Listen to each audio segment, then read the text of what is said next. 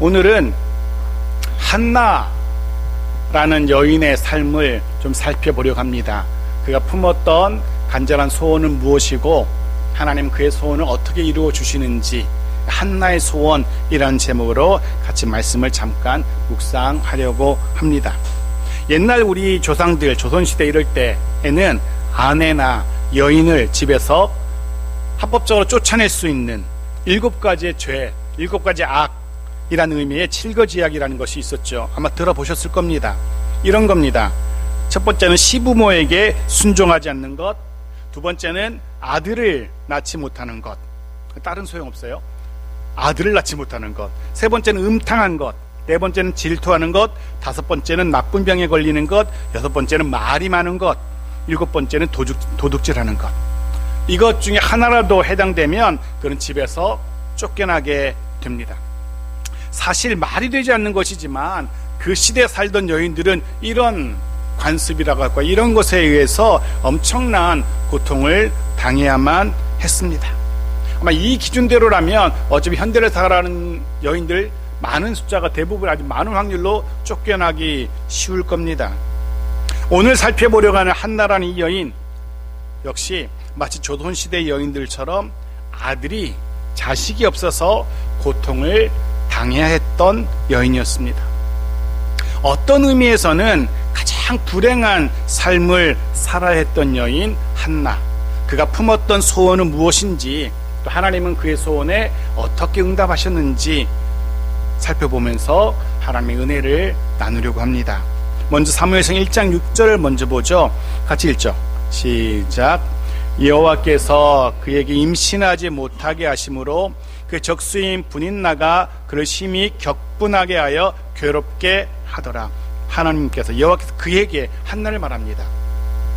성경은 우리에게 한나에 대한 정보를 제공해 주는데 그가 임신하지 못했다는 것, 아이가 없었다는 것, 그런 정보를 우리에게 제공해 줍니다.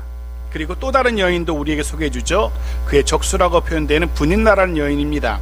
성경은 이 여인이 한나를 심히 격분하게 했고 그로 인해서 한나는 괴로움을 겪고 있었다는 정보를 우리에게 제공해 주죠. 하나씩 살펴봅시다. 먼저 한나, 이 여인은 임신을 못했습니다. 아이가 없었습니다. 분명 그때나 혹은 현대 지금이나 아이를 원하지만 아이를 낳지 못하는 것, 절망적인 상황인 것 맞습니다. 해서 이 시대에도 많은 부부들이 시험관 악이라든지 인공수정이라든지 하면서 아이를 갖기 위해서 애쓰는 것 쉽게 접할 수 있습니다. 충분히 그런 절망적인 상황이라는 것 납득할 수 있죠. 좌절할 만합니다. 특히 그 시대에 아이를 낳지 못했다는 것, 말 그대로 절망적인 상황입니다. 그런데 그건 거기까지 이해되지만 이 부분, 격분했다라니, 격분이라는 이 부분에서는 이야기가 좀 다르죠. 임신하지 못한다는 것이 좌절할 만하고 낙심할 만하지만 그것이 그렇게 분통 터지는, 격분할 만한 일일까?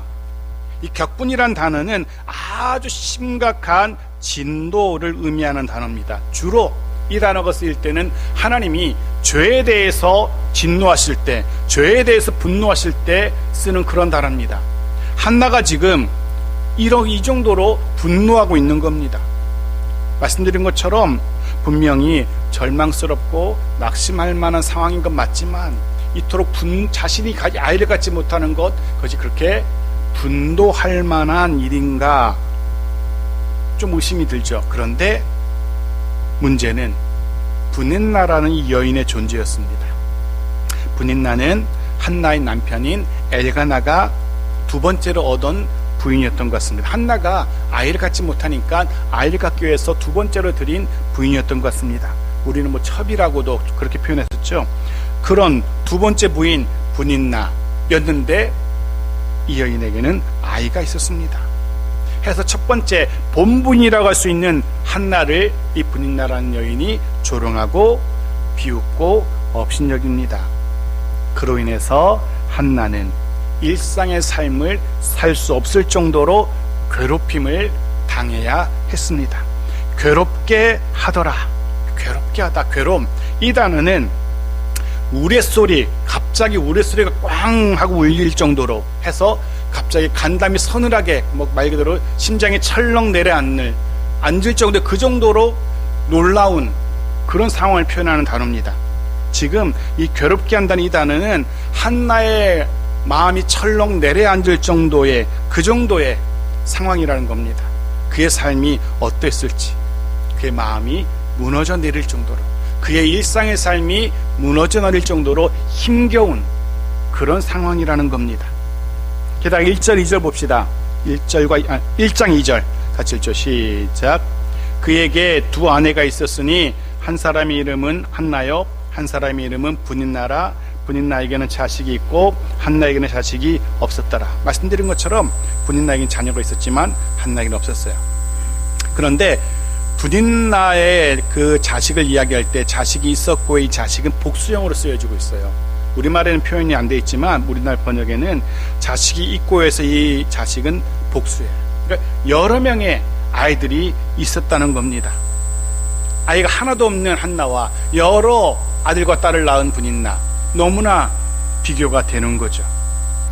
서두에 말씀드린 것처럼 조선시대처럼 아이를 못 낳는 것이 쫓겨나는 그런 이유가 되지는 않았지만, 한나의 시대에도 아이를 낳지 못하는 것은 분명 여인으로서 수치스러운 일이었어요.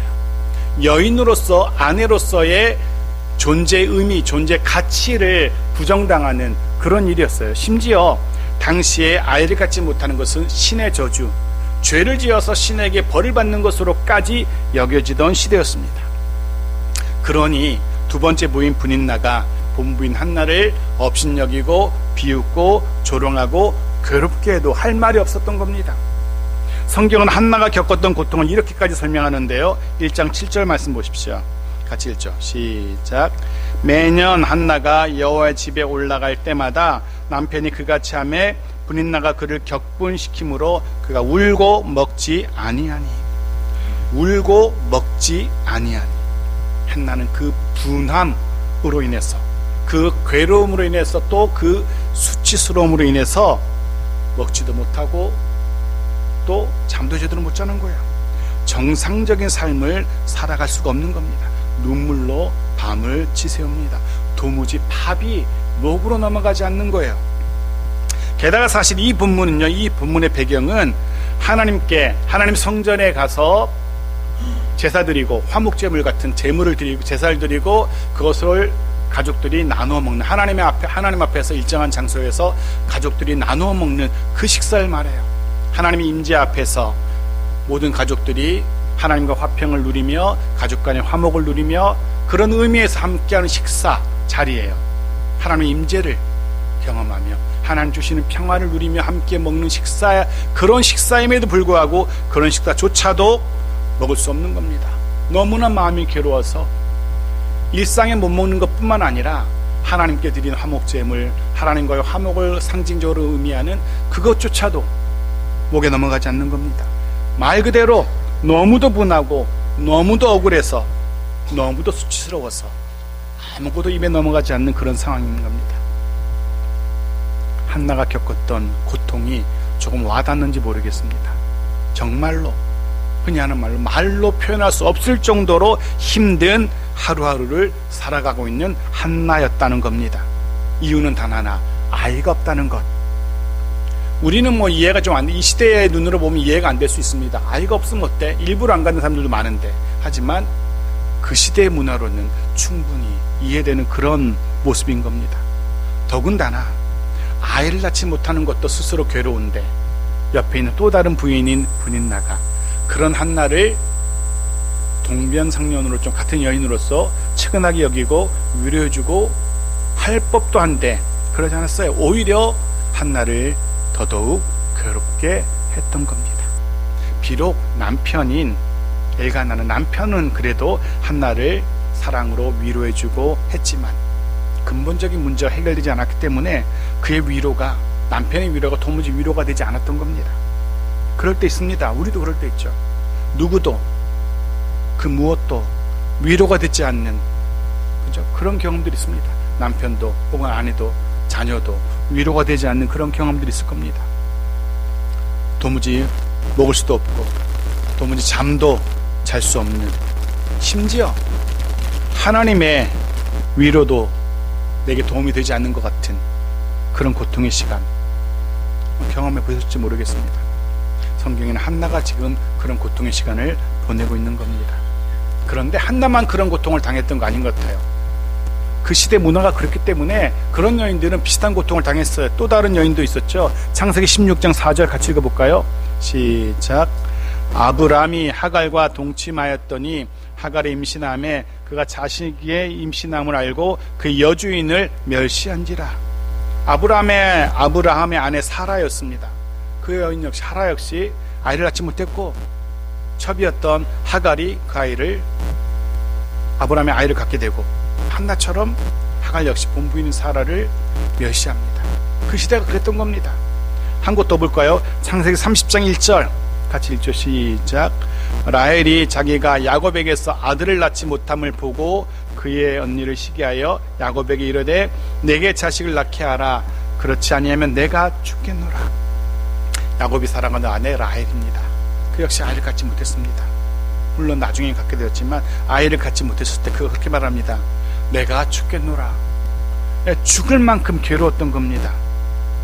그렇게 아이를 갖지 못하는 것은 죽고 싶을 정도로 힘겨운 절망 가득한 그런 하루하루를 살 수밖에 없었던 겁니다.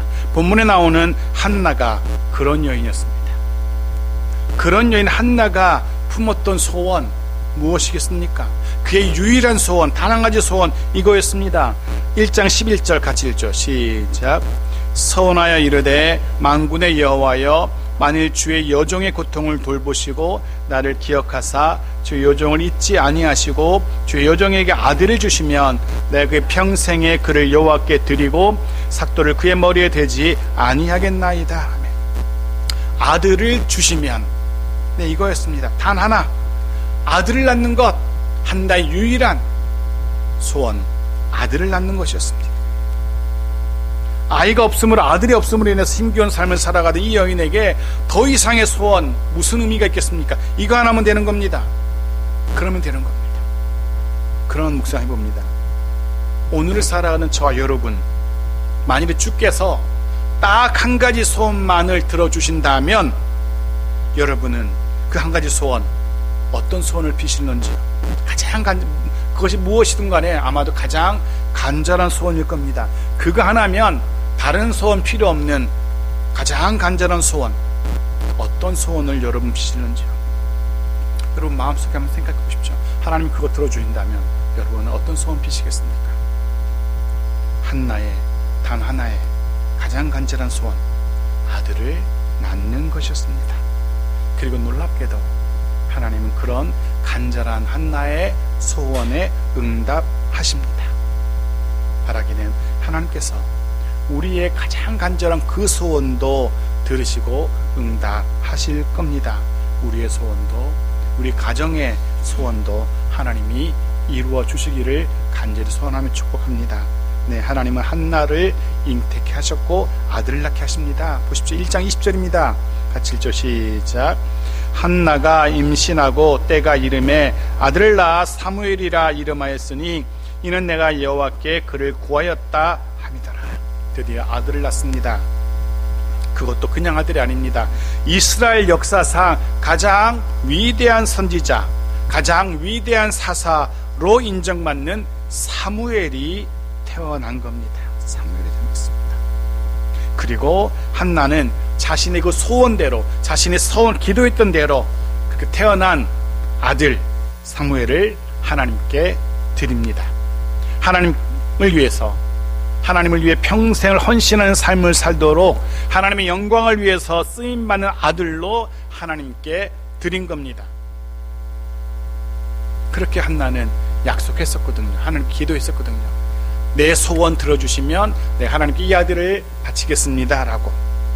그리고 한나의 소원대로 사무엘은 하나님 앞에서 신실하게 자랐고 후에는 이스라엘의 가장 강력한 영적 리더 지도자가 됩니다.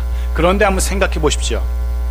한나로서는 조금, 아니 아주 많이 아까웠을 겁니다.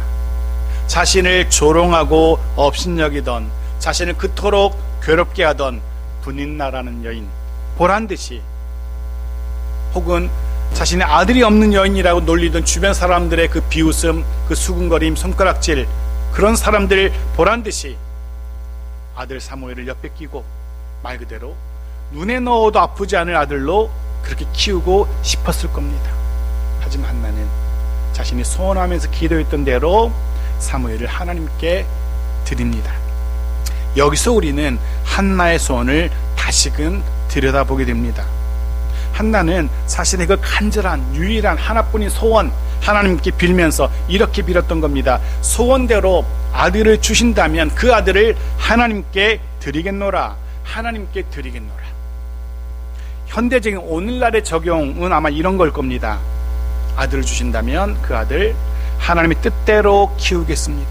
자녀를 주신다면 그 자녀 하나님의 뜻대로 키우겠습니다. 하나님의 이름을 드러내는, 하나님의 영광을 드러내는 그런 아이로 키우겠습니다. 내 욕심을 이루는 도구로서의 아이가 아니라, 세상적인 성공을 이루는 아이가 아니라 하나님의 도구로 쓰임받는 아이, 하나님의 영광을 드러내는 아이, 하나님의 이름을 드러내는 그런 아이, 세상의 빛과 소금의 사명을 감당하는 그런 아이로 키우겠습니다 라는 그런 약속, 그런 마음의 소원이었던 겁니다. 이것이 하나님께서 주실 아이를 위해 빌었던 어머니 한나의 소원이었던 겁니다. 그리고 하나님은 그 소원대로 아들을 주셨고, 한나는 그의 소원대로 그 아들을 하나님께 드린 겁니다. 성도 여러분, 이 소원, 우리의 자녀 하나님의 영광을 드러내는, 하나님의 이름을 드러내는 세상의 빛과 소금이 되는 그런 아이로 키우겠습니다. 이것이 우리의 소원이기 바랍니다. 우리 모두의 소원이 이런 소원을 가질 수 있기 바랍니다. 나의 삶이 세상적인 성공을 이루는 삶이 아니라 하나님의 영광 드러내고 하나님의 이름을 드러내고 우리 모두가 세상의 빛과 소금으로 참된 그리스도인으로 살아가는 그런 삶을 살아가는 것, 그것이 우리의 소원이기 바랍니다. 그런데 보십시오. 하나님의 응답은 아들 하나 주시는 것으로 끝나지 않았습니다. 사무엘상 2장 21절 읽어볼까요? 같이 읽죠. 시작. 여호와께서 한나를 돌보시사 그로 하여금 임신하여 세 아들과 두 딸을 낳게 하셨고 아이 사무엘은 여호와 앞에서 자라니라. 한나는 이후에 세 아들을, 두 딸을 더 낳게 됩니다. 정말로 더 이상 한나는 남부러울 것이 없는 그런 여인이 된 겁니다. 세상 가장 든든한 그런 여인이 된 거죠. 하나님께서는 한나의 소원을 들어주셨는데 더 정확하게 표현하자면 그의 소원 그 이상으로 풍성하게 응답하신 겁니다. 아들을 주시면 했었는데 아들뿐 아니라 딸까지, 고도 한둘이 아니라 5명의 자녀를, 사무엘까지 6명의 자녀를 주신 하나님, 상상도 하지 못했던 풍성함으로 응답하신 하나님이었습니다. 그런데 자녀와의 관계에서 누군가는 이렇게 표현하더라고요. 부모가 된다는 것은, 자녀를 낳는다는 것은 나그네에게 좋은 주인이 되는 것과 같다라고 표현하더라고요. 근데 우리는 압니다. 자녀들 하나님의 귀한 선물입니다. 인정합니다. 그리고 또한 그들은 있을 동안 좋은 대접, 환대를 요구하고 얼마 동안은 좋은 친구처럼 지내다가 다시 여행을 떠나야 하는 나그네와 같은 존재라는 것, 또 우리가 인정해야 될 겁니다. 한없이 우리와 함께 있는 존재가 아니라는 거죠. 있을 동안은 좋은 것 달라고 요구합니다. 그러다 시간 되면, 때 되면 자신의 길을 떠나야 되는 나그네, 좋은 친구로 지내다가 다시 떠나야 되는 나그네와 같은 존재, 그리고 부모는 그런 나그네와 같은 자녀들을 위해서 좋은 주인이 되어 주어야 한다는 겁니다. 이 사실이 우리 모두에게 때로는 기쁨을, 때로는 슬픔을 가져다 주죠. 이만큼 기대 이상으로 성장해서 자신의 삶을 살아가기 위해서 떠난 뒷모습 바라보면서 기쁨과 슬픔을 동시에 느끼죠. 잊지 마십시오. 우리의 자녀들, 그들은 우리에게 속해 있는 자들이 아닙니다. 하나님에게 속해 있는 자들입니다. 해서 하나님께 맡겨야 됩니다. 내가 어떻게 해보려고 아둥바둥 해도 소용없죠.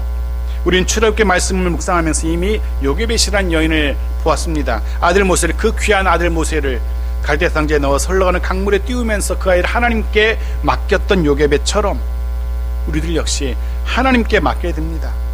우리의 소원도 그래야 됩니다.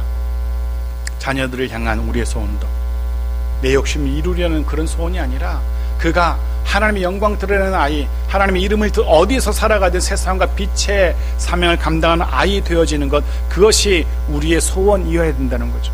말씀을 좀 정리해 보겠습니다. 아들이 없음으로 인해서 한나는 더 말할 수 없는, 더도 말로 할 수 없는 슬픔과 고통을 당해야 했습니다. 그래서 한나는 아들을 달라는 간절한 소원을 하나님께 아뢰죠. 하나님은 한나를 돌아보셨고 그에게 응답하셨습니다.